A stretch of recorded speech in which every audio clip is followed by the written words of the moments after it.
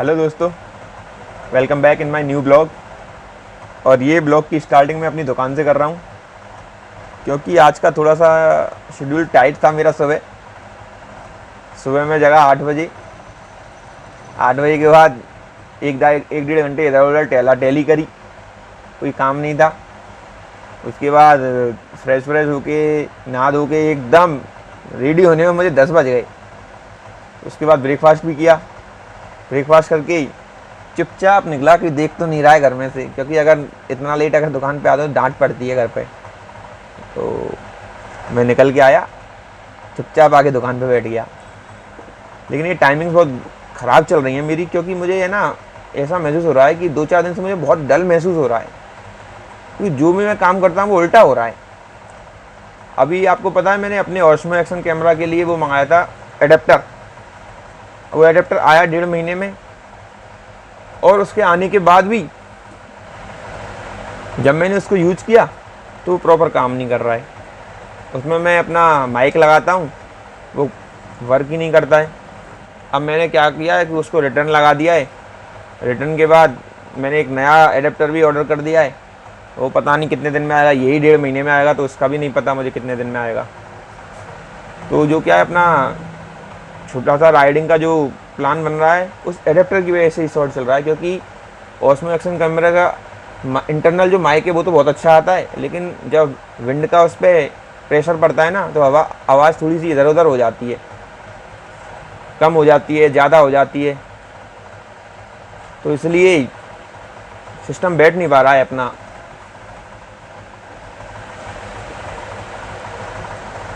अभी आपने मेरे बहुत सारे ब्लॉग देखे थे खीरगंगा के,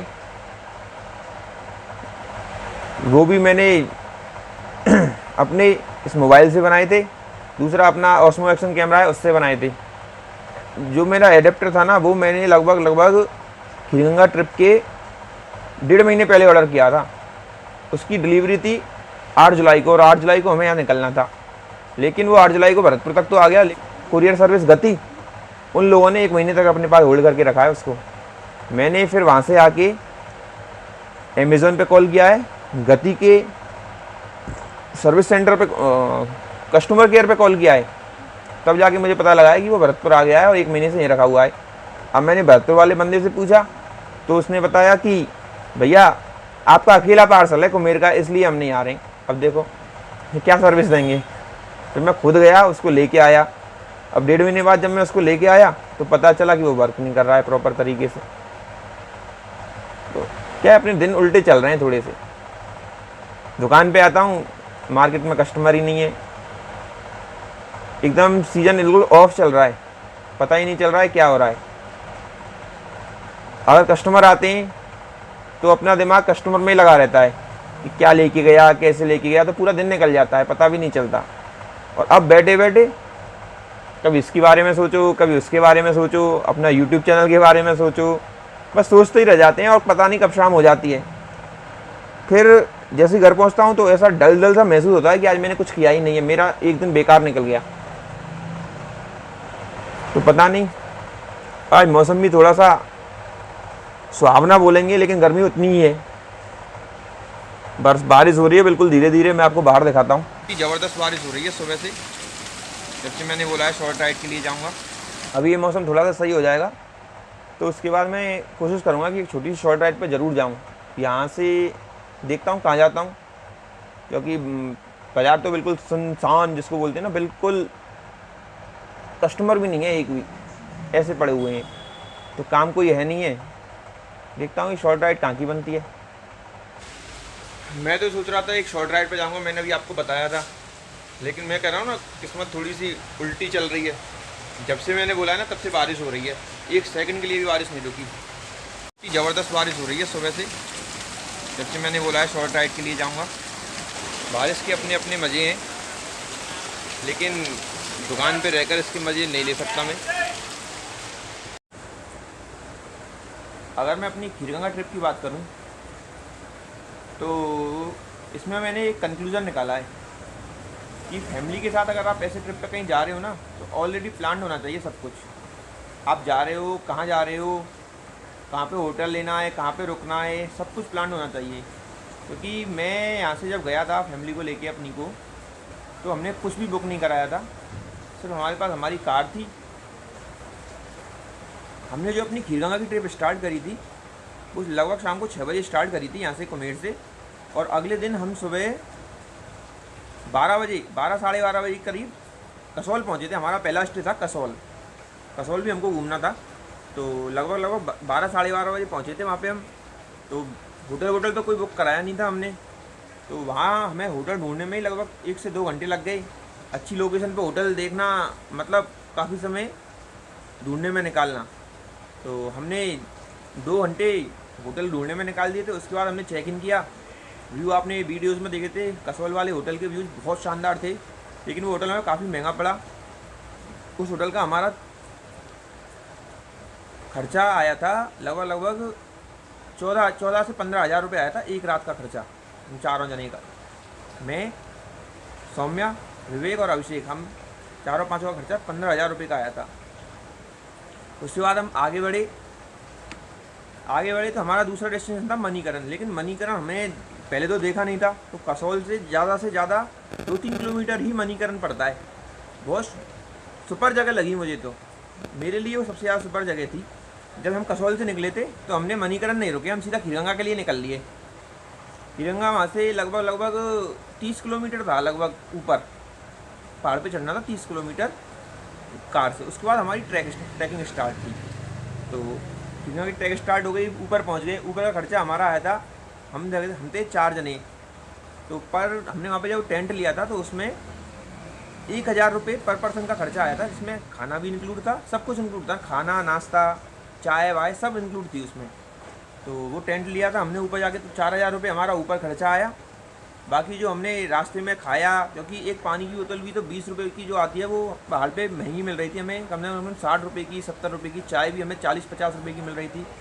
तो ओवरऑल हमारा जो आने जाने का खर्चा था वो लगभग 50 से ऊपर ही आया था सबका मिला के। तो काफ़ी मोटा खर्चा हो गया था हमारा 5-6 दिन में, हमारे हिसाब से काफ़ी मोटा था। और ये तो चलता रहता है ट्रिप में, कहीं कम खर्चा कहीं ज़्यादा खर्चा। देखते हैं अगली बार जब भी हम कोई ट्रिप करेंगे तो प्लान करेंगे फैमिली के साथ। अगर ट्रिप करेंगे तो प्लान करेंगे, क्योंकि हम क्या है, अगर अकेले जैसे सोलो करते हैं या किसी दोस्त के साथ या किसी हम जो लड़के जो करते हैं, तो हमारा क्या है, हमारा स्टे कहीं भी हो जाता है। हम एक छोटे से रूम में भी रुक जाते हैं और हमें ज़्यादा रूम लेने की ज़रूरत नहीं पड़ती है वहाँ पे। एक रूम से ही, तो ज़्यादातर 2 या 3 जने हम एक साथ टूर करते हैं, और हमें ज़्यादा से ज़्यादा एक रूम लेने की ज़रूरत पड़ती है। खाना वाना कुछ भी खा लेते हैं बाहर का, तो ऐसा खर्चा लड़कों में नहीं आता। फैमिली के साथ सब कुछ देखना पड़ता है, उनको अच्छी जगह पे रुकाना पड़ता है, खाना पीना सब कुछ मैनेज करना पड़ता है। और काशू भी हमारे साथ थी, तो उसके लिए तो बहुत ज़्यादा ध्यान रखना पड़ा मुझे। तो इसी तरह हमारा खर्चा 50,000 से ऊपर आया। लेकिन अगर आप जाना चाहते हो ना यहाँ से खीरगंगा ट्रैक के लिए, तो मैं सबसे अच्छा रास्ता बताता हूँ आपको। यहाँ से सीधा गाड़ी वाड़ी ले, अगर आप अपनी कार से जा रहे हो तो बहुत बढ़िया। अगर आप ऐसे जाना चाहते हो बस से, तो यहाँ से सीधा दिल्ली जाएं। दिल्ली से वॉल्वो जाती है सीधा कसौल के लिए, आपको मिलेगी।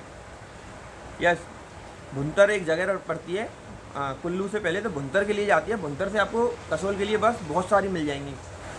दिल्ली से सीधा भुंतर जाएं, भुंतर से कसौल के लिए बस लें, कसौल रुकें आपको अगर कसौल में रुकना है। लेकिन कसौल से आगे थोड़ा सा मणिकरण है, मणिकरण बहुत सस्ता है, बहुत सही है। मणिकरण का हमारा खर्चा आया था 4 जने का 4000 रुपये का एक रात का, और वहाँ का कसौल का खर्चा आया था 15,000 रुपये का एक रात का। तो मणिकरण बहुत सही जगह है, और वहाँ पे आपको बस मिल जाएगी भुंतर से मणिकरण के लिए। रास्ते में कसौल आना है, कसौल घूमो, आगे मणिकरण के लिए चले जाओ, वहाँ पे आप स्टे कर सकते हो रात में।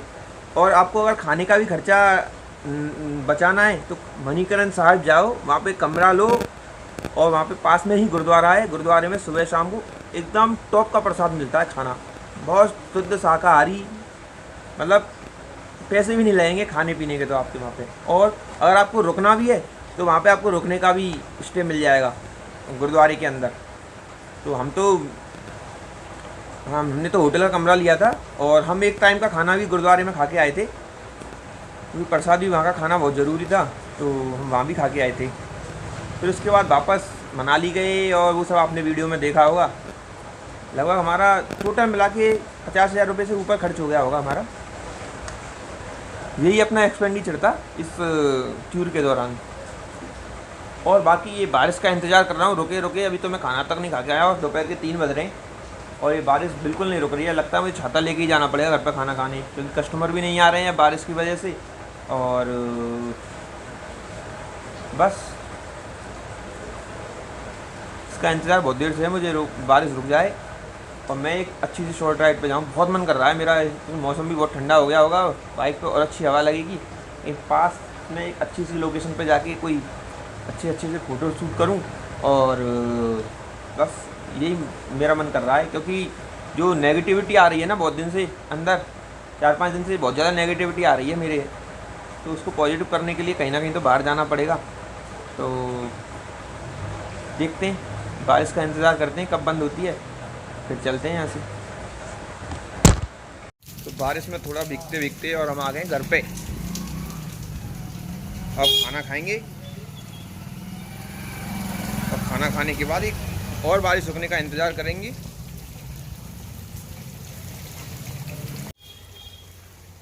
फ़ोन भी अपना वाटर प्रूफ है, थोड़ी बहुत बारिश से ख़राब नहीं होगा। ये अपने घर पहुंच गए। सो गाइस, रात हो गई है और हमारी दुकान बढ़ाने का टाइम हो गया है। यूट्यूब लैंग्वेज में बोलते हैं दुकान के मंगल करने का टाइम हो गया है। और आज क्या है, अपनी राइड हो नहीं पाई, शॉर्ट राइड, क्योंकि बारिश भी हो रही थी और बारिश में अगर अपनी बाइक को निकालता तो वो भी गंदी हो जाती, उससे कोई मतलब नहीं है। लेकिन यहाँ क्या है, अपना गाँव है तो बहुत भयंकर तरीके से पानी भर जाता है जगह जगह पे, तो इसकी वजह से मैंने बाइक नहीं निकाली। अब मैं देख रहा हूँ कि सुबह कुछ जुगाड़ करके इसका अपने हेलमेट में माइक लगा के, कैसे भी जुगाड़ करके माइक लगाऊं हेलमेट में। और एक छोटी सी राइड तो बहुत मन कर रहा है, पता नहीं हर चीज़ नेगेटिव होती जा रही है। नेगेटिविटी तो इतनी बढ़ती जा रही है मेरे उसमें कि कैसे होगा। लेकिन फिर मैं क्या है, अपने जो प्रेरणादायक जो अपने ब्लॉग्स होते हैं ना, जो मुझे प्रेरणा देते हैं, जो मुझे इनकरेज करते हैं, वो ब्लॉग्स देखता हूँ। तो चलिए, अभी दुकान के बढ़ाने का टाइम हो गया है और मैं आपको घर पर मिलता हूँ। सो दुकान से मुझे आए हुए लगभग 1 घंटा हो गया है और मैंने जो काम थे घर के थोड़े से वो भी निपटा लिए। अब जो नेगेटिविटी थी ना मेरे मन में, उसको पॉजिटिव करने के लिए मैंने थोड़ा सा सोचा कि बच्चों के साथ टाइम स्पेंड करना चाहिए। ये देखिए, ये ऑलवेज हैप्पी वाले जो चेहरे होते हैं ना, वो इन बच्चों के ही होते हैं और किसी के हो ही नहीं सकते। ये तो 1 2 3 कम हियर। देखिए अपने थोड़ा एंगल वाइड नहीं है इसका।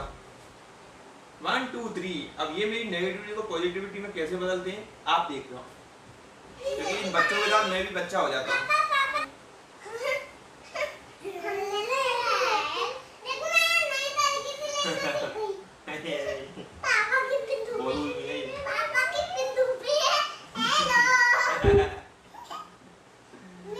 Now party is going to start.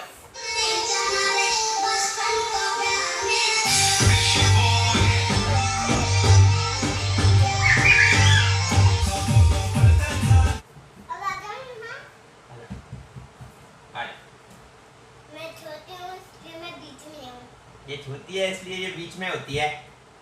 So finally हमने बहुत देर तक डांस पार्टी करी है। अब इसके बाद इनको भूख लग गई है। एक ये रही, एक इधर, एक ये रही, तीसरी अभी लेने गई है। नमकीन खा रहे हैं ये लोग रात में। खाना खा लिया? ये टाइम है नमकीन खाने का। ये तीसरा बंदर अभी आ रहा है, ये भी देखो, तू भी आ, ये देखो, तीनों नमकीन खा रहे हैं। अब एक काम करते हैं, हाँ, अब एक काम करते हैं, अपने इस वीडियो का हम यहीं पे एंड करते हैं और फिर मिलेंगे अपने किसी अच्छे से ऐसे ही ब्लॉग में। तब तक के लिए बड़ों का सम्मान करें, छोटों को प्यार करें और बाय बाय। मिलते हैं फिर। इधर इधर इधर इधर इधर।